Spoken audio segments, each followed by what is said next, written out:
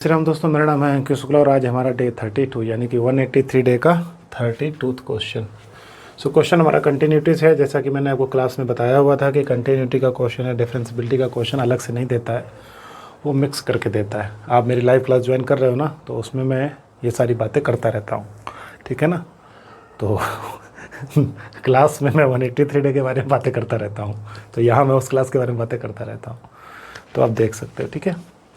तो क्वेश्चन हमारा कुछ ऐसा है कि थोड़ा आसान क्वेश्चन है, लेकिन थोड़ा सा देखने में लग रहा है अटपटा सा। करें let f of 0 to 1 are with the function defined f of x greatest integer function of 4x x minus 1/4 x minus 1/2 where greatest function x denote the okay so following which statements are true. Okay, तो guys इस question को हम करेंगे अपने प्यारे से method से। प्यारा सा मेथड, सबसे पहले फंक्शन उठा लो। फंक्शन उठाओगे सबसे पहले तो f(x) हमारे पास अपने को कुछ इस तरीके का मिलेगा, ठीक है। और सबसे पहले साथ में कंडीशन और उठा लो। सबसे पहले साथ में कंडीशन और उठा लो। कैसी कंडीशन?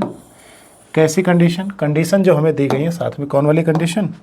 ये वाली कंडीशन, ग्रेटेस्ट इंटीजर फंक्शन वाली x। तो पहली कंडीशन में मैं मान के चल रहा हूँ कि जो x है वो 0 से बड़ा और 1/4 से छोटा है। क्रिटिकल पॉइंट 1/4 1/2 सब 0 to 1 कहानी हमें ले जानी है। और वैसे भी ग्रेटेस्ट इंटीजर 4x, हमें ऐसे इंटीजर चुनने हैं 0 से 1 के बीच में, हमें ऐसे इंटीजर चुनने हैं 0 से 1 के बीच में जो इस पर हमें इंटीजर वैल्यू दे। तो सबसे पहला पॉइंट है 0 से 1/4, और 0 से 1/4 के बीच में ये हो जाएगा 0। क्या हो जाएगा? 0, क्योंकि ऑब्वियस सी बात है मिनिमम वैल्यू एक्सेप्ट करेगा, मिनिमम वैल्यू पे 0 हो जाएगा। दूसरा केस हमारा है कि जो ये है वो 1/4 से 1/2 हो जाए। 1/4 से क्या हो जाए? 1/2 हो जाए। अब ये 1/4 से 1/2 में मिनिमम वैल्यू लेगा 1/4, तो 1/4 जैसे रखो तो 1 मिलेगा। क्या मिलेगा? 1। तो ये तुम्हें ओवरऑल मिलेगा x minus 1/4 square and x minus 1/2। Okay, second case में ये वैल्यू आएगी 1/2 से लेकर के 3/4, 1/2 से लेकर के 3/4। समझना मेरी बात पहले। अब 1/2 से 3/4 अगर हम देखें तो मिनिमम वैल्यू 1/2 है। अब मिनिमम वैल्यू 1/2 जब तुम यहाँ रखोगे तो ये 2 देगा। क्या देगा? 2 टाइम्स। तो 2 times x minus 1/4 square and x minus 1/2। Last case में ये लेगा वैल्यू 3/4 से लेकर के 1 तक। क्यों? क्योंकि हमारा जो इंटरवल है वो 0 से 1 में है, वो आप देख ही रहे हो, ठीक है ना। तो 3/4 से 1, 3/4 से 1 लेंगे तो हमको 3 दे देगा। अब बहुत से बच्चे कंफ्यूज हो रहे होंगे, सर ये आप ले कैसे रहे हो? तो देखो मैं तुम्हें एक बात बता दूं कि ग्रेटेस्ट इंटीजर फंक्शन हमेशा उस इंटरवल के अंदर में ऐसी वैल्यू रखनी है यहाँ पे x की जिससे हमको रिजल्ट इंटीजर मिले। तो मैंने पहले 0 से 1/4 लिया तो 0 मिला, 1/4 से 1/2 लिया तो हमें ऐसा x रखना जो 4 से पूरी तरीके से डिविजिबल हो जाए। बात खत्म हो गई। तो 1/4 1/2 3/4 सफिशिएंट, ठीक है ना। इसके अलावा आप ढूंढ लो, कोई और वैल्यू मिल जाए तो मिल जाए, बता देना मुझे। चलो आ जाओ जल्दी से। अब ये हमारे पास आ गया। अब क्लियरली जरा देखना, यहाँ पे अगर हम देखें कि फंक्शन की कंटिन्यूटी अगर हम चेक करें तो 1/4 पे तो ये 0 दे रहा है और 1/4 पे यहाँ भी 0 ही देगा।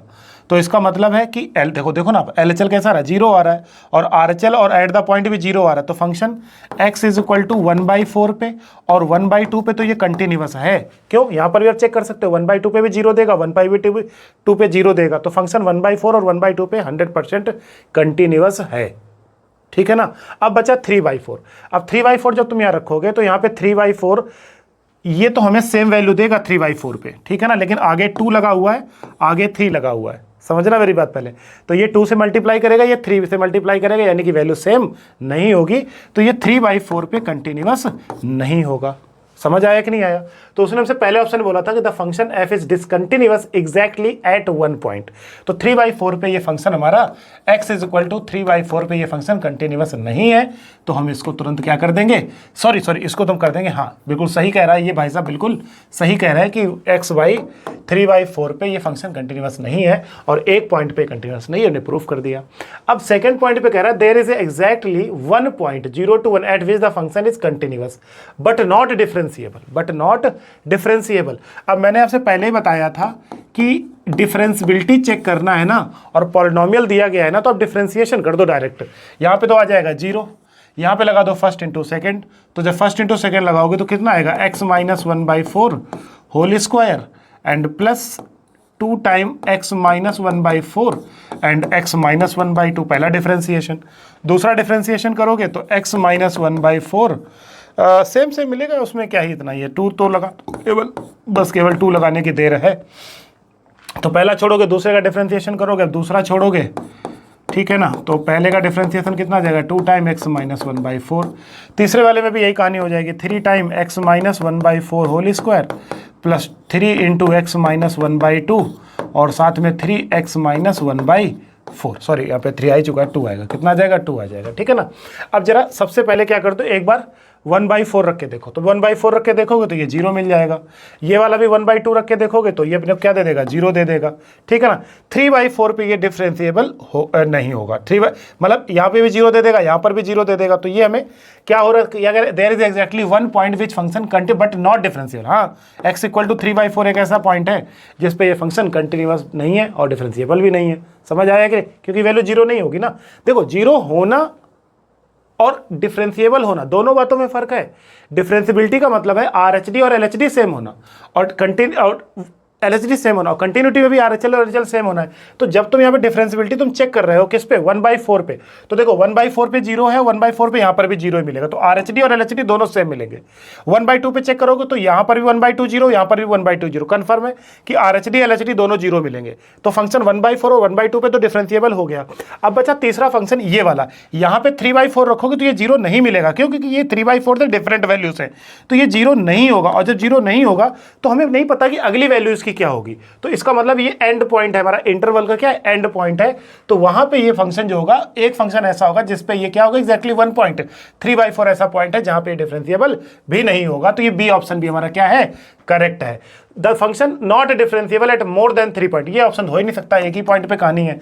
The minimum value of function is -1/512, कोई दिक्कत नहीं है, x = 1/2 चिपका दो यहाँ पे, आपको आंसर मिल जाएगा कि क्या हमारा आंसर आने वाला है, 1/2 या 1/4 चिपका के देख लो मिनिमम वैल्यू, ठीक है ना। तो इसके जो आंसर मैंने पहले देख रखे हैं, मैं सीधी बात बता दूं, जो आंसर करेक्ट है वो ए और बी ही करेक्ट है, डी ऑप्शन हमारा करेक्ट नहीं है।